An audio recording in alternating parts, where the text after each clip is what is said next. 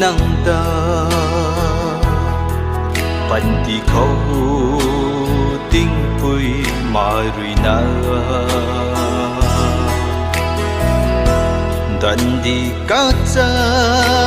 cũng mày này rắm xiên tôi sang mai đây không hai lâu cùng này rắm xiên hay ngăn lâu thế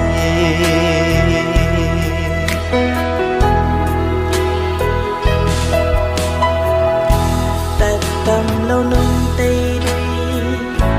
không mây đi thế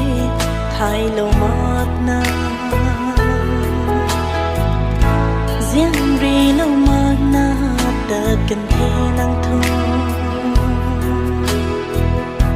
tới vui đi luôn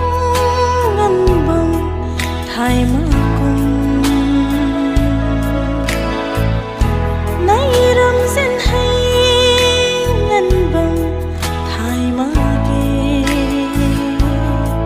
lối lâu thế nay đâu dễ hay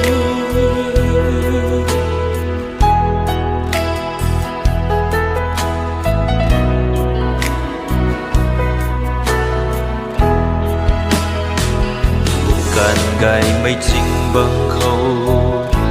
rắm rùa lâu quy bầm cả thủy ai tôi lưu xua lâu giàu phú kỳ lung ninh mi không năng đống bằng cùng xuân si mi tuy cây nào ta đã thế cả bằng khâu tây mi tuy đổ lại na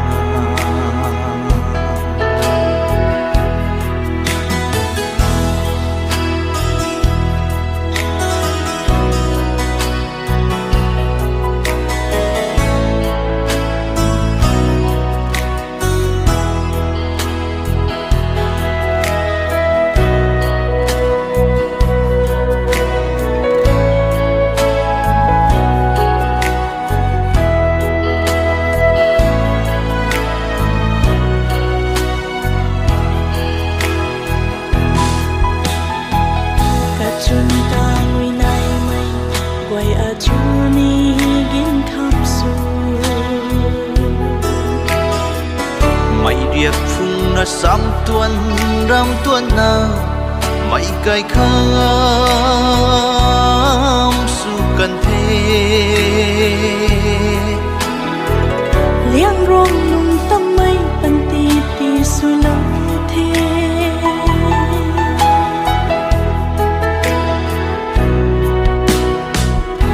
can đi khâu nàng a này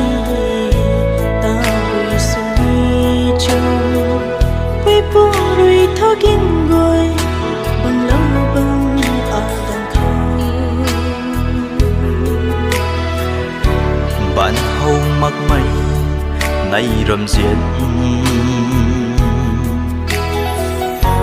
mà jagat ma kurang pa kai su dong dong mai kai tat thu de